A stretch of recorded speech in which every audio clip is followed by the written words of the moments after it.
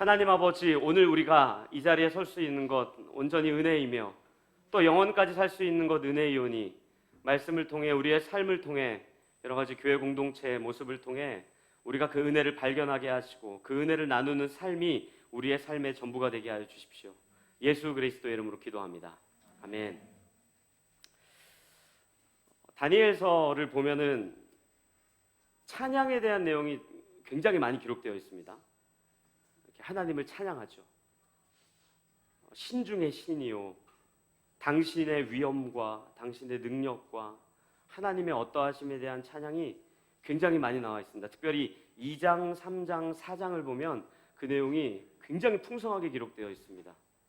굉장히 쉬운 질문입니다. 답변하지 않으셔도 괜찮습니다. 이 찬양을 누가 한 걸까요? 다니엘 아닙니다. 다니엘의 3명의 친구도 아닙니다. 그럼 이제 더 이상 아는 인물이 없죠? 네, 본문 보겠습니다. 다니엘서입니다. 다니엘서 4장 34절부터 제가 읽어드리겠습니다. 34절부터 37절입니다. 들어보십시오. 그 기한이 참에 나 느부갓네살이 하늘을 우러러보았더니 내 총명이 다시 내게로 돌아온지라. 이에 내가 지극히 높으신 이에게 감사하며 영생하시는 이를 찬양하고 경배하였더니 그 권세는 영원한 권세요 그 나라는 대대에 이르리로다.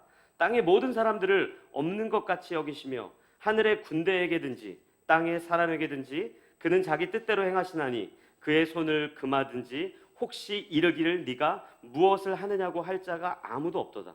그때 내 총명이 내게로 돌아왔고 또 내 나라의 영광에 대하여도 내 위엄과 광명이 내게로 돌아왔고 또 나의 모사들과 관원들이 내게 찾아오니 내가 내 나라에서 다시 세움을 받고 또 지극한 위세가 내게 더하였느니라. 그러므로 지금 나 느부갓네살은 하늘의 왕을 찬양하며 칭송하며 경배하노니 그의 일이 다 진실하고 그의 행하심이 의로우심으로 교만하게 행하는 자를 그가 능히 낮추심이라. 아멘.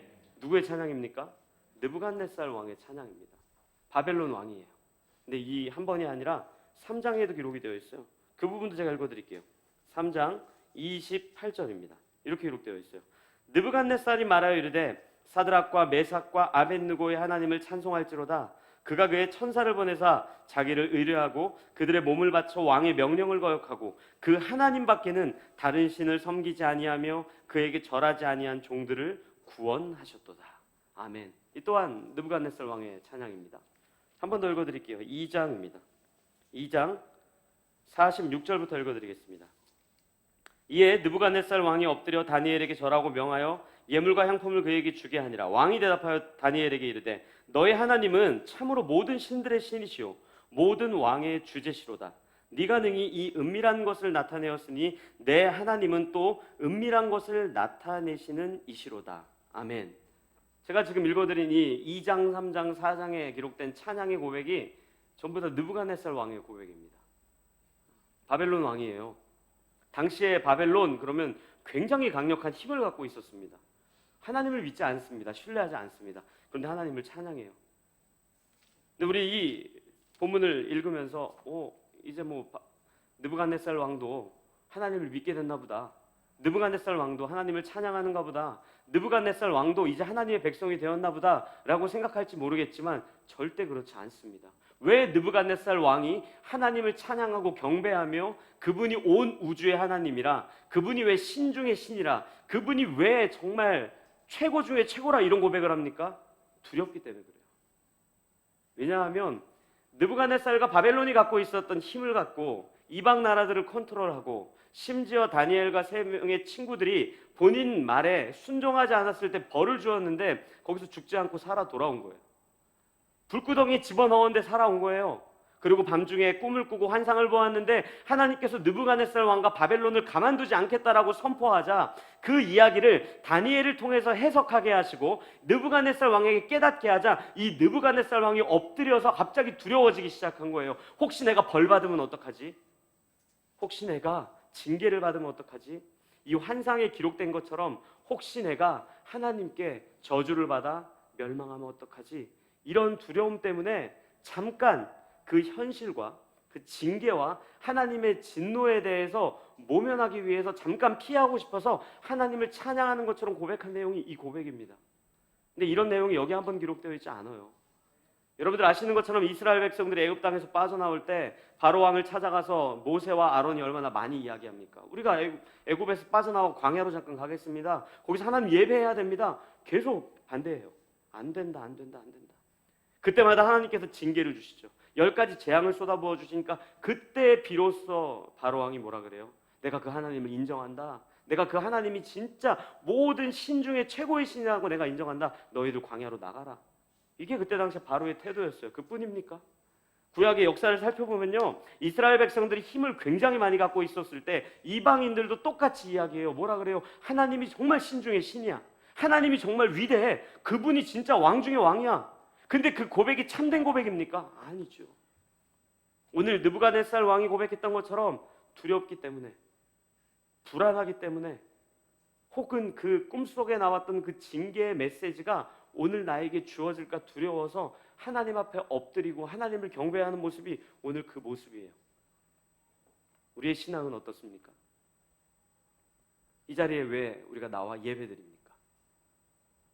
지난주에 우리가 함께 예수 그리스도와 함께 시온산에 올라 하나님을 찬양하는 것처럼 그 은혜 앞에 기꺼이 감사함으로 나와 이 자리에 서 있는 것입니까? 아니면 느부갓네살 왕이나 애굽 왕의 바로와 수많은 이방 나라들의 지도자들과 같이 하나님께 받을 것이 두렵고 징계가 무섭고 혹시 불안할까 봐 이 앞에 나와 예배를 드립니까? 여러분들, 이 다니엘서는요, 책 제목이 다니엘이라는 사람의 이름을 따서 지은 거예요. 근데 이 다니엘이라는 뜻이 뭐냐면 이런 거예요. 하나님만이 유일한 재판관 되신다. 그래서 이 다니엘서는요, 다니엘이 믿음을 지켰더니 야채만 먹어도 그의 얼굴이 해와 같이 빛나고, 믿음을 지켰더니 풀무불, 불구덩이 속에서도 살아나고, 믿음을 지켰더니 사자굴 속에도 살아나고, 이런 것을 이야기하는 게 아니라 다니엘도 하나님을 찬양하고 있고 느부갓네살 왕도 하나님을 찬양하고 있는데 과연 무엇이 옳은 찬양인지를 하나님께서 재판관처럼 그 자리에서 보여주시는 거예요. 어떤 찬양이 진짜 찬양이고 어떤 찬양이 진짜 예배입니까? 어떤 삶이 진짜 멋진 삶입니까? 두렵거나 불안해서 하나님 앞에 나오는 것이 아니라 하나님께서 우리를 이미 시온산 위에 올려주셨기 때문에, 예수 그리스도의 죽으심으로 말미암아 우리에게 큰 은혜를 주셨기 때문에 우리가 그 하나님 앞에서 감사의 고백을 올려드리고 하나님을 찬양하는 자로 서 있는 거예요. 우리 예배 그렇게 드려야 돼요. 하나님 앞에 나아가는 예배는요, 내가 오늘 중요한 미팅이 있는데 이번 주에 이 예배를 빠지면 하나님 나에게 벌 주실 거야, 그래서 나오는 거 아니에요. 내가 2, 3주 예배 안 드렸더니 그동안 나에게 안 좋은 일이 있었어, 역시 예배는 드려야 돼, 이게 예배가 아닙니다. 간혹 저에게 목사님 죄송해요, 예배 못 나가서. 나한테 죄송할 게 뭐가 있습니까? 여러분들이 예배당 나온다고 내가 좋은 일이 뭐가 있어요? 솔직히 얘기해 보세요. 제가 노예에서 상을 받습니까? 야, 드디어 당신 50명 채웠군요, 60명 채웠군요, 70명 채웠군요, 개근했군요. 그런 상주는 노예나 총회에 있으면 그걸로 옮기고 싶어요. 사실 상이라도 받죠. 그런 거 아니잖아요. 나한테 죄송할 게 뭐가 있어요? 우리 진짜 회개하고 죄송해야 되는 건 이런 거예요. 오늘 우리가 찬양으로 고백했던 것처럼 모든 것이 은혜라는 것을 내가 잊고 살았구나. 모든 것이 하나님의 사랑이란 걸 내가 잊고 살았구나. 우리 예배의 태도가 그래야 되는 거예요. 오늘 이 계시록 14장 본문에도 그 내용이 기록되어 있는 거예요. 제가 여러분들에게 이 6절, 7절을 읽어드리겠습니다. 들어보십시오. 또 보니 다른 천사가 공중에 날아가는데 땅에 거주하는 자들 곧 모든 민족과 종족과 방언과 백성에게 전할 영원한 복음을 가졌더라. 그가 큰 음성으로 이르되 하나님을 두려워하며 그에게 영광을 돌리라. 이는 그의 심판의 시간이 이르렀음이니 하늘과 땅과 바다와 물들의 근원을 만드신 이를 경배하라 하더라. 아멘. 6절에 뭐가 기록되어 있습니까? 영원한 복음이라고 기록되어 있어요. 이 영원한 복음이 뭔지 아세요? 처음부터 마지막까지 한 번도 훼손되지 않고 없었던 적이 없었고 갑자기 생긴 것도 아니고 사라지지도 않을 복음이라고 이야기하는 거예요. 그렇다면 태초에 하나님께서 이 복음, 우리를 구원하시는 그 영원한 생명 가운데 우리가 포함되어 있기 때문에 우리가 이 자리에 있는 거예요. 그냥 하나님께서 인생을 인도하시고 이 세상을 통치하시고 다스리시다가 지나가다 보니까 숭실대가 보이고 숭실대 라이프교회가 보이고 라이프교회에 있는 성도들이 보여서 구원해야 되겠다, 이런 마음으로 우리를 구원하지 않으셨어요. 영원한 복음은요, 처음부터 있었던 거예요. 한 번도 훼손되지 않은 거예요. 그 계획 가운데 우리가 포함되어 있는 거죠. 영원까지. 그렇기 때문에 우리가 주 앞에 감사의 고백과 찬양의 고백과 신실한 주의 은혜를 이 자리에서 찬양하는 자로 서 있는 거예요. 그뿐입니까? 이 영원한 복음이라고 하는 것은 앞으로 미래적으로도 영원히 끝까지 존재할 것이라는 하나님의 은혜를 담아내고 있는 거죠. 내가 못날 때에도, 1년 후에, 2년 후에, 내가 탕자와 같이 집을 나갈 그때에도, 때로는 사도 바울과 같이 예수 믿는 자들을 핍박하고 예수 믿는 자를 잡아가고 예수 믿는 자를 못 살게 구는 그때에도 여전히 우리에게 복음의 은혜가 있기 때문에 돌이켰을 때 다시 한번 그 구원의 은혜가 달려있다는 거예요. 이게 이단과 얼마나 다릅니까? 이단은 두려움을 주지요. 어떻게 해요? 여기서 나가면 더 이상 기회가 없어 라고 제가 얘기해 본다고 생각해 보십시오. 얼마나 두렵습니까? 계단 내려갈 때도 조심조심하지 않겠어요? 혹시 내가 지나가다 개미라도 밟으면 어떡해? 혹시 내가 거짓말하면 어떡해? 혹시 내가 하나님을 떠나는 잘못된 믿음을 보이면 어떡해? 그 불안과 두려움 때문에 예배를 드리고 신앙생활을 한다면 그것이야말로 느부갓네살이 불렀던 찬양이고 바로의 이 애굽의 왕 바로가 불렀던 찬양이에요. 우리는 그런 찬양이 아니에요. 두려움이 없어요. 불안함이 없어요. 왜요? 영원한 복음이기 때문에 그래요. 취소되지 않고 없었던 적이 없었으며 플랜 B, 플랜 C가 우리가 아니라 하나님께서 갖고 계셨던 그 계획 가운데 우리가 고스란히 하나님의 백성으로 포함되어 있기 때문에 이 자리에서 주를 찬양하는 자로 서 있는 거예요. 그뿐입니까? 이 7절에는 또 뭐가 기록되어 있어요? 마지막 문장에 이런 내용이 있어요. 하늘과 땅과 바다와 물들의 근원을 만드신 이를 경배하라. 이 뭡니까? 태초에 하나님께서 이 세상을 창조하신 그 은혜를 우리에게 담아내고 있어요. 이 한 문장, 태초에 하나님이 천지를 창조하시니라, 이 한 문장의 무게가 얼마나 무거운지 이 눈빛이 다르잖아요. 성경 공부를 하시기 때문에. 이 한 문장이요, 단순하게 이 세상을 만들었구나 이게 아니에요. 제가 여러분들에게 질문 드렸죠. 하나님이 태초에 이 세상을 만들었다면 하나님은 그때 이 태초라는 시점에 뭐 하고 있었습니까? 하나님이 계시지 않았다면 누가 만들어요? 세상의 처음이라면서요. 이 세상의 처음을 만들었다는 거에 전제가 두 가지 생기는 거예요. 첫째는 하나님은 계셨다. 둘째, 그분이 계셨던 하나님의 나라는 있었다. 그러니까 태초에 하나님이 천지를 창조하시니라, 이거는 단순하게 이 세상을 확인하고 와 좋습니다가 아니라 하나님과 하나님이 거주하시는 그 영원한 하나님의 나라가 우리에게 있음을, 그때부터 있음을, 그 고백 앞에 우리가 서는 거죠. 우리의 신앙이 그렇게 엄청난 거예요. 7절에 보면은 그 하나님을 이야기하면서 큰 음성으로 이르되 하나님을 두려워해라 라는 이 두려움은요, 아까 이야기한 느부갓네살 왕이나 애굽의 왕 바로가 두려움에 떨면서 하나님을 고백한 게 아니라 하나님을 경외하고 하나님의 위엄을 인정하고 하나님의 살아계심을 고백하는 자리로서 서 있는 거예요. 저는 우리 라이프교회 가족들이 예배를 드릴 때마다 은혜 가운데 예배 드리셨으면 좋겠어요. 하나님 우리 정죄하지 않으세요. 하나님 우리에게 잔소리하지 않으세요. 오히려 그 은혜가 얼마나 풍성한지를 전해요. 예배 안 나오면 가만두지 않을 거야 이런 얘기 안 해요. 근데 네가 나를 사랑하는 그 고백을 나는 내 인생을 통해 부르는 노래를 난 듣고 싶어. 내 인격에 담겨진 그 신앙 고백을 나는 보고 싶어. 그 인격에 담긴 신앙 고백이 나의 기쁨이야 라고 우리에게 끊임없이 이야기하고 있는 거예요. 그런데 여러분들 이 오늘 본문에 이 8절부터 쭉 읽다 보면은 무슨 내용이 나오냐면 8절에는 바벨론 성이 결국엔 무너질 것이다 이런 내용이 나와요. 그러면서 진노의 포도주를 먹게 될 거다라는 표현이 나오거든요. 여러분들 이 진노의 포도주라는 것은 여러 가지 의미를 담고 있습니다. 먼저는 바벨론이라고 하는 그때 당시에 나라를 지칭하는 것이긴 하지만 실제는 바벨론이 무너질 것이다 라고 하나님께서 선포하는 내용은 결국에 이 땅은 망할 것이야, 진노의 포도주를 먹는 것처럼 심판을 받고 징계를 받아서 결국에 이 땅은 멸망할 것이야 라는 메시지를 하나 담고 있어요. 그런데 그것만 담고 있지 않고 두 번째는 이 땅에 살아가면서 마치 포도주에 취한 것처럼, 술에 취한 것처럼 방탕하게 살 수밖에 없는 우리를, 죄 때문에 타락할 수밖에 없는 우리를 보호하고 지켜주신다는 메시지도 함께 포괄하고 있습니다. 여러분들 성경에서는요 반복해서 이야기하는 게 몇 가지가 있어요. 성결하게 사십시오. 거룩하게 사십시오. 이 두 가지는 정말 빠지지 않습니다. 그때 우리 뭐라고 고백해요? 이를 악물죠. 주님, 성결하게 살고 거룩하게 사는 거 힘들지만 당신의 영광을 위해 살겠습니다. 우리 이렇게 고백해요. 맞죠? 근데 가만 생각해 보십시오. 양심에 손을 얹고 생각해 보십시오. 거룩하게 살고 성결하게 사는 게 하나님께만 영광입니까? 우리의 삶을 아름답고 명예롭게 만들진 않습니까? 세상과 다른 길로 가게 하진 않습니까? 세상이 말하는 타락한 세상 속에서 우리의 가치를 빛나게 하지 않습니까? 하나님께서 우리에게 거룩하고 성결함을 요구하는 거는요, 하나님 홀로 영광받기 위함이 아니에요.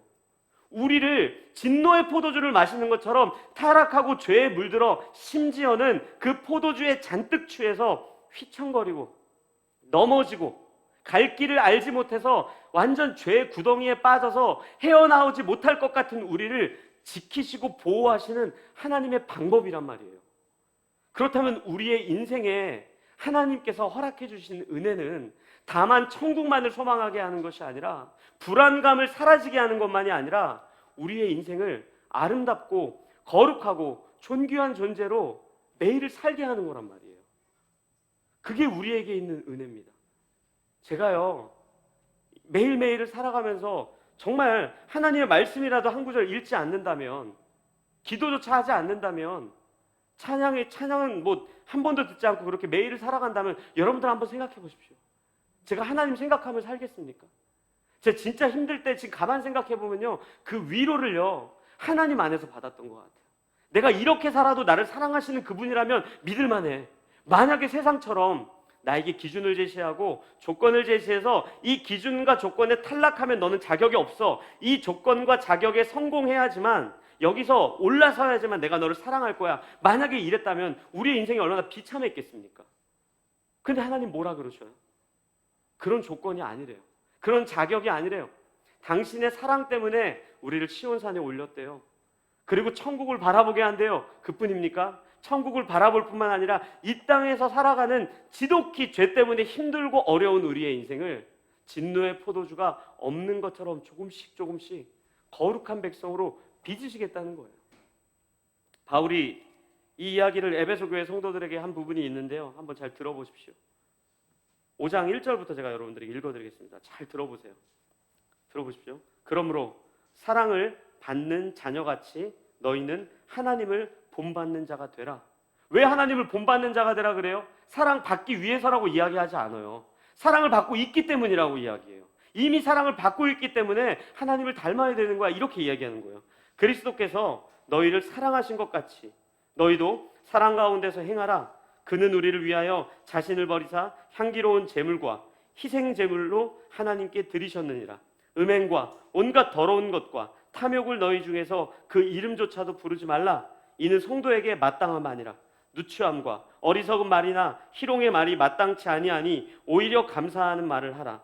너희도 정녕 이것을 알거니와 음행하는 자나 더러운 자나 탐하는 자 곧 우상 숭배자는 다 그리스도와 하나님의 나라에서 기업을 얻지 못하리니 누구든지 헛된 말로 너희를 속이지 못하게 하라. 이로 말미암아 하나님의 진노가 불순종의 아들들에게 임하나니 그러므로 그들과 함께하는 자가 되지 말라. 너희가 전에는 어둠이더니 이제는 주 안에서 빛이라. 빛의 자녀들처럼 행하라. 빛의 열매는 모든 착함과 의로움과 진실함에 있느니라. 주를 기쁘시게 할 것이 무엇인가 시험하여 보라. 너희는 열매 없는 어둠의 일에 참여하지 말고 도리어 책망하라. 그들이 은밀히 행하는 것들은 말하기도 부끄러운 것들이라.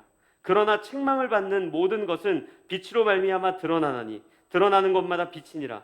그러므로 이르시기를 잠자는 자여 깨어서 죽은 자들 가운데서 일어나라. 그리스도께서 너에게 비추이시리라 하셨느니라. 그런즉 너희가 어떻게 행할지를 자세히 주의하여 지혜 없는 자같이 하지 말고 오직 지혜 있는 자같이 하여 세월을 아끼라. 때가 악하니라. 그러므로 어리석은 자가 되지 말고 오직 주의 뜻이 무엇인가 이해하라. 술 취하지 말라. 이는 방탕한 것이니 오직 성령으로 충만함을 받으라. 시와 찬송과 신령한 노래들로 서로 화답하며 너희의 마음으로 주께 노래하며 찬송하며 범사의 우리 주 예수 그리스도의 이름으로 항상 아버지 하나님께 감사하며 그리스도를 경외함으로 피차 복종하라. 아멘. 예수를 경외함으로 복종하래요. 이게 여기에 나오는 두렵지 않게 찬양하는 계시록에 나오는 그 똑같은 의미를 담고 있는 거예요. 여러분들 사사기를 보면요, 이스라엘의 사사들이 시간별로 얼마나 점점점 타락해 가는지 우리가 금방 확인하거든요. 그 극치가 삼손 아닙니까? 삼손 인생을 생각해 보세요. 소유하고 싶은 걸 소유 못한 적이 단 한 번도 없습니다. 권력 갖고 싶으면 다 가졌어요. 술 마시고 싶은 대로 다 마셨어요. 음란했어요. 소유하지 못한 게 아무것도 없어요. 왜요? 이 제사장 집안이죠. 돈도 많죠. 힘도 세죠. 모든 걸 다 갖고 있었습니다. 그 모든 걸 다 소유했더니 삼손의 마음이 평강을 얻습니까? 안식을 얻습니까? 이만하면 됐다 합니까? 더 많은 것들을 요구하지 않아요. 요한복음 4장을 보면요, 예수님과 한 우물가에서 여인이 만나요. 그 여인이 사람들의 눈을 피해서 딱 정오 12시에 물 들어오는데 그때 예수님께 물 좀 떠달라 그래요. 그랬더니 예수님 뭐라 그래요? 네가 마시는 물은 있잖아. 이거 마시면 1시간 있으면 또 목마를 거야. 2시간 있으면 또 목마를 거야. 이 물 다 떨어지면 내일 또 와야 되잖아. 이게 사실은요, 우리가 목말라 하고 있는 것들이에요. 우리는 그런 것들이 채워지면 우리의 인생이 윤택해질 거라고 생각을 하죠. 이스라엘 백성들 생각해 보십시오. 광야에서 하나님께 얘기했던 게 늘 그런 거 아니에요? 빵만 있으면 배불러서 하나님 잘 믿을 수 있습니다. 물만 마시면 하나님 잘 믿을 수 있습니다. 텐트만 있으면 하나님 잘 믿을 수 있습니다. 이것만 나에게 채워지면 하나님 잘 믿을 수 있습니다. 그게 채워졌더니 어떻게 됩니까? 더 타락하죠. 왜요? 더 목마르거든요. 진노의 포도주가 그런 것들 아닙니까? 지금 당장 우리의 인생을 책임져 줄 것 같고, 우리의 인생을 잘 이끌 것 같고, 이것만 있으면 살 것 같은 그것이 우리의 인생을 살게 하는 것이 아니라 진짜 우리의 인생을 살게 하는 건요, 삼위일체 하나님의 은혜밖에 없어요. 우리를 구원하시기 위해 계획하신 성부 하나님의 그 사랑과 죄로 가득한 우리를 위해 죽으신 예수 그리스도의 은혜, 진노의 포도주를 오늘도 옆으로 밀어내시고 없애주시고 깨끗게 하시는 성령 하나님의 그 은혜 때문에 우리가 매일매일 살아가는 거란 말이에요. 저는 이 삼위일체 하나님의 은혜가 우리에게 좀 풍성히 있었으면 좋겠어요. 찬양을 고백할 때 그 마음 가지고 나오는 거예요. 주님, 내가 지금 추구하고 내가 바라는 것들 더 내 인생을 목마르게 할 텐데 당신이 갖고 계신 그 영원한 생명, 내가 그것 때문에 힘을 얻고 살아가겠습니다. 때로는 내가 이 싸움에서 지기도 하겠지만 끝까지 내가 이 싸움을 포기하진 않겠습니다. 당신이 주시는 이 은혜로 내가 오늘도 살아가고 내일도 살아갈 힘을 주십시오. 이렇게 고백하며 주 앞에 나아가는 것이 마지막 시대를 살아가는 우리의 모습 아닙니까? 마지막 시대에 문 걸어 잠그고 교회 성도들 다 불러가지고 재산 다 팔아가지고 헌금하고 여기서 오늘이 조싸우니 이런 게 아니라고요. 마지막 시대는 정말 그 삼위일체 하나님의 은혜를 기억하면서 매일을 살아가는 그 현실과 그 세상 속에서 하나님에 대한, 천국에 대한 소망, 그리고 우리를 성숙하고 거룩하게 이끄는 그 은혜 때문에 우리가 살아가는 거예요. 근데 뭐 그 은혜가 우리 가운데 없는 것 같은 표정을 하시니까 제가 뒷본문을 읽을 수밖에 없겠죠. 네, 없습니다. 네, 14절부터 읽어드리겠습니다. 들어보십시오. 오늘 좀 본문 길어질 것 같으니까 양해해 주세요. 잘 들어보세요. 또 내가 보니 흰 구름이 있고 구름 위에 인자와 같은 이가 앉으셨는데 그 머리에는 그 면류관이 있고 그 손에는 예리한 낫을 가졌더라. 또 다른 천사가 성전으로부터 나와 구름 위에 앉은 이를 향하여 큰 음성으로 외쳐 이르되 당신의 낫을 휘둘러 거두소서. 땅의 곡식이 다 익어 거둘 때가 이르렀음이니이다 하니 구름 위에 앉으신 이가 낫을 땅에 휘두르매 땅의 곡식이 거두어지니라. 또 다른 천사가 하늘에 있는 성전에서 나오는데 역시 예리한 낫을 가졌더라. 또 불을 다스리는 다른 천사가 제단으로부터 나와 예리한 낫 가진 자를 향하여 큰 음성으로 불러 이르되 내 예리한 낫을 휘둘러 땅의 포도송이를 거두라. 그 포도가 익었느니라 하더라. 천사가 낫을 땅에 휘둘러 땅의 포도를 거두어 하나님의 진노의 큰 포도주 틀에 던짐에 성 밖에서 그 틀이 밟히니 틀에서 피가 나서 막 굴레까지 닿았고 1600 스타디온에 퍼졌더라. 아멘. 무시한 단어가 하나 나옵니다. 낫을 휘두르래요. 평화주의자들 이거 보면서 잔인한 하나님, 어떻게 그럴 수 있는가? 그렇게 종종 이야기하는 사람도 있습니다. 하나님께서 낫을 휘두른다. 여러분들 이해가 되십니까? 상상이 되십니까? 전 사실 상상이 잘 안 돼요. 하나님이 낫을 휘두른다. 근데 여러분들 여기에 보면은 이게 휘두르다라는 단어가 15절에 한 번, 16절에 한 번, 18절에 한 번, 19절에 한 번 이렇게 나와요. 한국어 번역으로는 똑같이 휘두르다예요. 근데 여러분들 헬라어 단어는 좀 다릅니다. 이 펜포라고 하는 단어와 그리고 발로라고 하는 두 단어를 번갈아 쓰고 있어요. 펜포는요, 보내다 이런 뜻이에요. 근데 발로는 집어 던지다 이런 뜻이에요. 그러니까 하나님께서 의도적으로 이렇게 사용하시는 거예요. 내가 낫을 보내기도 할 것이고 낫을 던져버리기도 할 것이고, 낫을 보내기도 할 것이고 낫을 던져버리기도 할 것이다. 아니, 보내든지 던지든지 어찌됐건 낫을 휘두른다는데 기분이 안 좋은 거죠, 이게. 근데 여러분들, 이건 좀 기독교 역사를 조금 아시면 도움이 많이 되는데, 히브리어 성경을 헬라어 성경으로 이렇게 바꿀 때, 예전에 구약 성경을 이제 신약 성경으로 이렇게 바꾸는 데 있어서 이 번역을 했던 최초의 번역본을 70인경이라고 합니다. 70인경. 이거 제 지식이 아닙니다. 우리 교수님이 알려주신 겁니다. 70인경이라는 그 있는데, 왜 70인 성경이냐? 72명이 번역을 했나 봐요. 근데 이제 그때는 이제 우수리 떼버리고 70명이 한 것처럼 70인경 했는데, 그때 당시에 스가랴서를 번역을 하는데, 스가랴서에 보면 스가랴가 본 환상 중에 두루마리 환상이 있어요. 두루마리. 그러니까 우리가 생각하는 두루마리 이렇게 천이 아니라 하나님의 말씀이 기록되어 있는 두루마리. 그 두루마리를 번역을 이 낫으로 했습니다. 그럼 여러분 한번 대입시켜 보십시오. 하나님께서 우리에게 말씀을 보내기도 하시고 말씀을 집어 던지기도 하신대요. 근데 여러분들, 이 계시록 14장을 보면요, 굉장히 재밌습니다. 15절에 낫을 휘둘러라고 할 때 여기는 템퍼라고 하는 단어를 써요. 그러니까 보낸다는 거예요. 말씀을 보내어서 그 곡식들을 거둔대요. 근데 16절에는 이 낫을 땅에 휘두른다 할 때 이거는 발로라는 단어를 써요. 그러니까 집어 던져버린다는 거예요. 근데 집어 던질 때와 보내는 거에 차이가 하나 있어요. 하나님께서 이렇게 보낼 때에는 그 곡식이나 그 열매에 바로 낫을 대십니다. 근데 집어 던질 때는 어디다 던져요? 땅에다가 집어 던져버려요. 자, 여러분들, 이 본문을 진짜 잘 생각해 보세요. 이거 진짜 중요한 거예요. 하나님의 말씀을 여러분들은 이 보내는 하나님의 마음을 알고 받으십니까? 아니면 하나님이 땅바닥에 던져도 그냥 땅바닥에 떨어져 있습니까? 그러니까 이 본문은요, 하나님께서 마지막 시대에 말씀을 통해서 누군가는 그것으로 교육을 시키고 그걸 통해서 하나님의 백성으로 살아가게 하시는데, 또한 누군가에게는 땅바닥에 떨어진 것 같아서 그것이 심판이 되고 진노가 된다는 거예요. 이 말씀을 안 읽고 어떻게 하루를 살아요? 예수 믿는 사람입니까? 땅바닥에 떨어져 있는데 그 무서운 징계예요. 무서운 심판이에요, 진짜.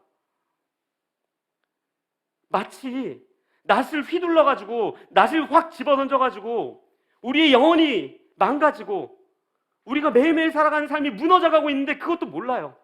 낫이 땅바닥에 떨어져 있든지 말든지, 하나님의 말씀이 땅바닥에 방치되어 있든지 말든지 나와는 상관없는 말씀이 되어버렸어요. 우리에게 왜 시온산에 올라서 어린 양과 함께 부르는 찬양과 같은 은혜가 없는지 아세요? 죄송하지만 가장 중요한 게 이겁니다. 이거 말씀 안 읽어서 그래요. 한 말씀도 안 읽고 한 구절도 안 읽어도 아무렇지도 않은 매일을 살아가고 있는데, 근데 그게 비참한지도 모르는데 진노의 포도주틀에 들어가서 진리기고 내 인생이 무너지고 망가지고 있는데 그것조차 모르는 거예요. 그러면서 여전히 그 진노의 포도주가 달달하니까 그거 먹고 기쁘게 그냥 매일매일 살아가는 겁니다. 전 우리 라이프교회가 다른 게 뭐가 있습니까? 솔직히 우리 교회, 여러분들 싫지 않습니까? 라이프교회 아무것도 없잖아요. 왜 아무것도 없어요? 말씀 묵상하자고, 성경 묵상하자고, 진실되게 예배드리자고, 없는 것을 프로그램으로 채우지 말고 우리 진짜 사랑하자고 모인 거 아닙니까? 그럼 적어도 하나님의 말씀이 우리 인생의 땅바닥에 던져진 말씀이 아니라 하나님께서 우리에게 보내서 우리가 받는 편지와 같은 말씀이 돼야죠. 또 그뿐입니까? 12절을 보면요, 이런 내용이 나와요. 우리 12절은 좀 같이 읽겠습니다. 같이 읽겠습니다. 시작. 성도들의 인내가 여기 있나니 그들은 하나님의 계명과 예수에 대한 믿음을 지키는 자니라. 아멘.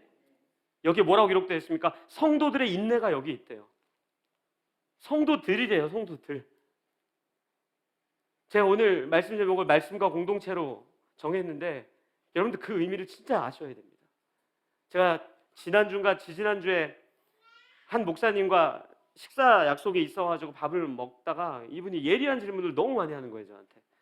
목사님의 7년간의 목회 정의를 뭐로 내리십니까?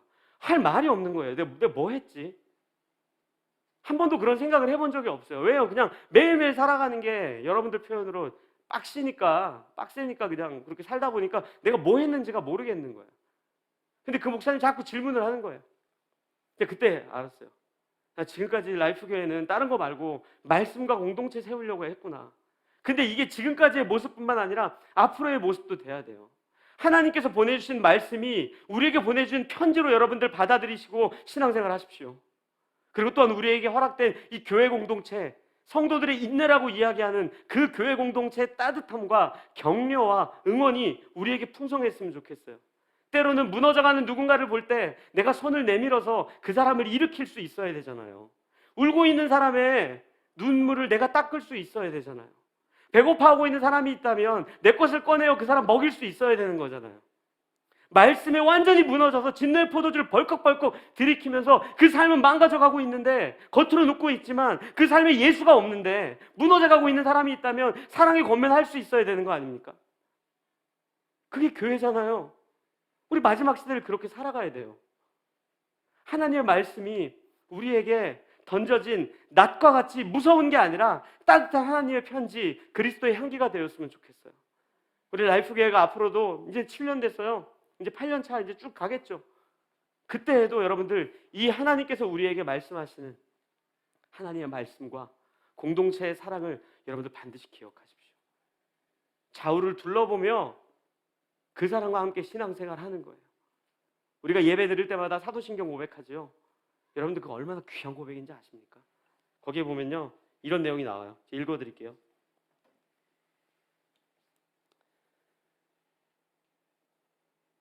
장사한 지 사흘 만에 죽은 자 가운데서 다시 살아나시며 하늘에 오르사 전능하신 하나님 우편에 앉아 계시고 저리로서 산자와 죽은 자를 심판하러 오시리라. 이 문장 바로 다음에 나오는 게 성령을 믿사오며 라는 문장이 나와요. 여러분들이 성령을 믿사오며가 단독 문장이 아니에요. 그 다음이 걸려요. 같이 걸린 문장이 뭡니까? 거룩한 공회, 교회와 성도가 서로 교통하는 것. 그러니까 교회와 성도가 서로 교제하는 것, 그것이 성령 하나님의 일하심이라는 거예요. 우리 그 고백하는 거예요. 그렇다면 나의 신앙의 고백이 내 옆에 있는 누군가에게 따뜻한 위로가 돼야 되고, 내 신앙 고백이 내 옆에 있는 누군가에게 갈 길을 잃은 그에게 바른 길을 제시할 수 있어야 되는 거예요. 예배당에 나오는 거 여러분들 진짜 중요합니다. 예배 마치고 식사 교제하는 거 너무너무 중요합니다. 제가 코로나19 이 시간 지나면서 너무 많이 겪었어요. 여러분들 못 만났잖아요. 저 집에서 얼마나 편했는지 아십니까? 1시간 10분이면 다 끝납니다. 할렐루야 그랬죠. 제가 서울랜드 가고. 여러분들 생각 잘 안 나요. 뭐 하고 있는지. 근데 그러다 가만 생각해 보니까 나를 위해 기도하고 있는 여러분들이 생각이 그때 나요. 제가 목회를 돌아보면서 라이프교회 가족들 아니었으면 저 목회 못했습니다. 적어도 여러분들에게 말씀을 가르치기 위해서 성경 받고, 성경을 바르게 가르치려고 또 한 번 받고, 여러분들 생각하면 기도하려고 하면서 하나님을 더 알게 되고, 교회 공동체는요 굉장히 신비한 성령 하나님의 일하심이에요. 유튜브 보면서 신앙생활 할 수 있다고요? 말도 안 되는 소리 하지 마세요. 좋은 설교 말씀 들으면 된다고요? 말도 안 되는 이야기 하지 마십시오. 우리가 공동체로 모였을 때 내 옆에 있는 사람들을 위해 기도할 수 있고, 그리고 그 사람의 눈을 맞추고 그 사람을 위해 기도했을 때 진심으로 따뜻한 사랑이 그에게 전달되어서 하나님의 사랑과 은혜가 정죄나 비판이 아니라 그 사람에게 은혜로 전달됐을 때 정말 그 사람은 그것 때문에 딛고 일어선단 말이에요. 우리의 과거를 돌아보십시오. 오늘 우리 같이 찬양 고백했던 것처럼 모든 것이 은혜예요. 그 은혜 가운데 하나님께서 우리에게 특별 계시로 직접적인 환상과 꿈과 음성으로 왔습니까? 아니죠. 늘 이 말씀과 교회를 통한 하나님의 사랑, 큰 은혜, 따뜻함, 인격적인 교제, 이런 것들로 우리에게 전달됐어요.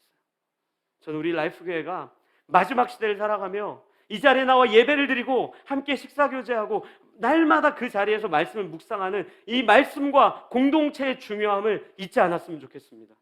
오늘 우리 그렇게 같이 한 마음으로 두 가지 기도했으면 좋겠어요. 주님, 내가 말씀을 묵상하기를 쉬지 않게 해주십시오. 매일 아침 일어나 말씀 묵상하게 해주십시오. 다른 데서 내가 힘을 얻는 것이 아니라 하나님의 말씀에 힘 얻게 해주십시오. 그 얻은 힘으로 엄한 데 쓰지 말고 진노의 포도주 벌컥벌컥 들이키지 말고 형제 사랑하고 교회 공동체를 건강하게 세워나가는데 잘 사용하게 해주십시오. 힘들고 지친 자가 내 눈에 막 보이게 해주십시오. 어려운 자가 내 눈에 막 보이게 해주십시오. 갈 길을 잃은 자가 내 눈에 보이게 해주십시오. 이 마음을 가지고 우리가 말씀과 교회 공동체 이 두 가지를 위해서 함께 간절히 기도하도록 하겠습니다. 기도하시겠습니다.